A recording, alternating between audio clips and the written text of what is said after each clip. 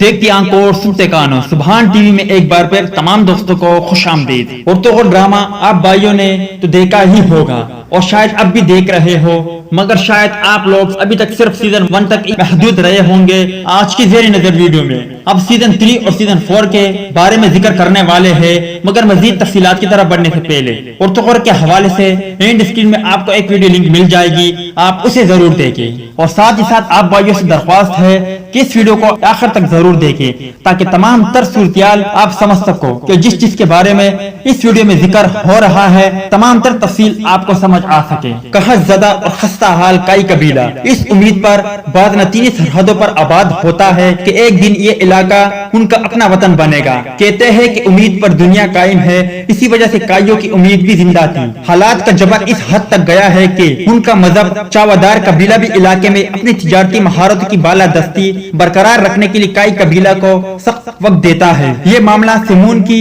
باٹلی بازار میں ایک کشمکش کو جنم دینے کا باعث بنا، جو کہ دراصل نائٹ ٹیمپلرز یعنی صلیبی جانبازوں کا استاد بپتسمہ یحییٰ تھا۔ چنانچہ صورتحال سمجھنے کے لیے نائٹ ٹیمپلرز کا تاریخی پس منظر جاننا ضروری ہے۔ یہ مذہبی رجحانات کی حامل تنظیم پاپائے روم کے زیر اثر تھی، جن کا مقصد امور سلطنت و سیاست پر مذہبی چاپ ڈالنا تھا۔ انہوں نے فوجی سرگرمیوں کا عیسائی مذہبی مفادات مقامات کے تحفظ دفاع کے لیے کیا تھا۔ ان کے خاص مقاصد میں بیت المقدس کو مسلمانوں سے واپس لینا، بیت المقدس مسجد اقصیٰ کی جگہ ہیکل سلیمانی کی تعمیر اور اس کے لیے آل موسیٰ و ہارون علیہ السلام کے چھوڑے ہوئے تبرکات پر مشتمل تابوت سکینہ کی تلاش تھی۔ بیت المقدس کو مسلمانوں سے واپس لینے کی اسی خواہش کے پیش نظر نائٹ ٹیمپلرز نے ہمیشہ مسلمان سلاطین کے خلاف صلیبی جنگوں میں بھرپور حصہ لیا۔ اپنی جنگی ضروریات کے پیش نظر تجارتی برتری کی جنگ اور دو میں ہمیشہ مصروف رہتے۔ باٹلی بازار کا مالک سیمون بھی اسی وجہ سے دولت جمع کرنے میں دلچسپی لیتا تھا،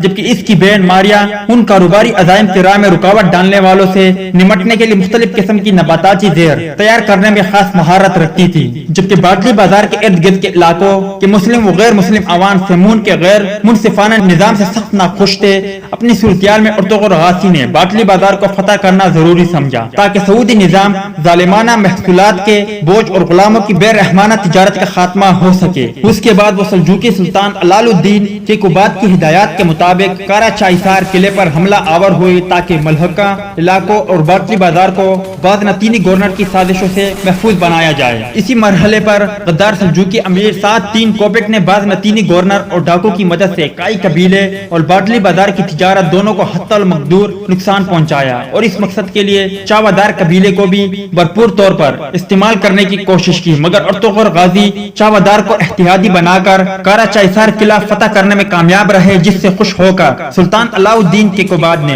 ارطغرل غازی کو سردار علی کا عہدہ دے دیا اور سوگوت اور ماچ کے علاقے بھی ارطغرل غازی کو سونپ دیے۔ اس دوران مخالفین کو زیر دینے کے واقعات تسلسل سے جاری رہے۔ ارطغرل غازی ترگت اسلام خاتون حتیٰ کہ سلطان علاء الدین بھی اس کا نشانہ بنے۔ اگر دیکھا جائے تو یہ عمل انسان کے جذبے انتقام، حسد، کینہ، بغض و عداوت کے منفی رجحانات کو تقویت دینے کے لیے کہا جاتا ہے، اور جب اس میں حصول اقتدار کی ہوس شامل ہو جائے تو تخت و تاج کے لیے نقصان کچھ بھی کر گزرنے سے دریغ نہیں کرتا۔ تخت نشینی کے لیے مختلف سلطنتوں کے شہزادوں کے درمیان خون ریزے جنگیں تاریخ کا ایک سیاہ باب سمجھی جاتی ہے۔ ایسے ہی بے شمار کوششوں نے اسلامی دنیا کی کند عظیم الشان سلطنتوں کی بنیاد کو کمزور کر دیا، کیونکہ ایسی باہم لڑائیوں میں شاہی خاندان کے افراد نے ایک دوسرے کی جان لینے کے لیے درباری امرا اور ریاستی فوج کے وسائل خانہ جنگجوں میں جھونک دیے۔ تاریخ گواہ ہے کہ زیادہ تر ریاستوں کے زوال کی بنیادی وجہ حصول اقتدار کی دوڑ ہی رہی۔ ارطغرل غازی کے دور میں بھی سلجوقی سلطان علال الدین کی قباد کی اپنی بیوی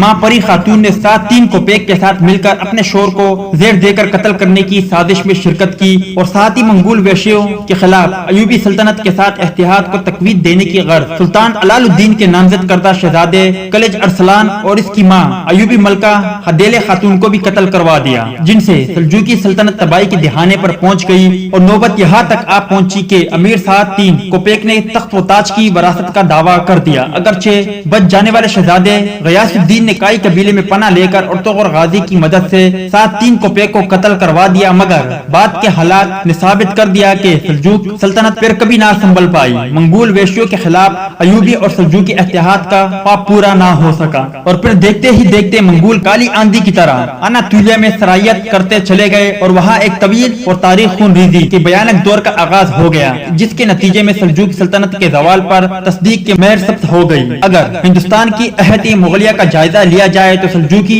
सल्तनत की तरह मुगलिया सल्तनत के जवाल का अहम सबब भी शहजादों के दरमियान तख्त नशीनी के लिए होने वाली खूनरेजी जंगें थी, जिन्होंने मुगलिया ताकत का सफाया कर दिया, जिसके नतीजे में जाट मरहटे हिंदू राजा मुस्लिम अमरा और सिख बगावतें करने लगे और मुगलिया सल्तनत की इंतजामी, माली और अस्करी हालत खराब होती चली गई। बिल आखिर 1857 की जंग आजादी में शिकस्त के बाद हिंदुस्तान मुकम्मल तौर पर ताज बरतानिया के मातहत चला गया और मुगलिया सल्तनत का सूरज हमेशा के लिए गुरूब हो गया और आखिरी मुगल फर्माबरदार बहादुर शाह जफर अपनी मौत 7 नवंबर 1862 तक रंगून बर्मा में इंतहाई कसम परसी और लाचारी की हालत में कैद रहे। दोस्त ये थी उर्दू और गाजी सीजन 3 और 4 के हवाले से कुछ अपडेट। वीडियो अच्छी लगी हो तो लाइक करे, बुरी लगी हो तो डिसलाइक करे। चैनल को अभी तक सब्सक्राइब नहीं किया तो उसे भी सब्सक्राइब करे और साथ ही साथ बेल आइकन पर भी क्लिक करे ताकि जब भी हम कोई वीडियो अपलोड करें उसकी नोटिफिकेशन फौरन आपको मिलती रहे।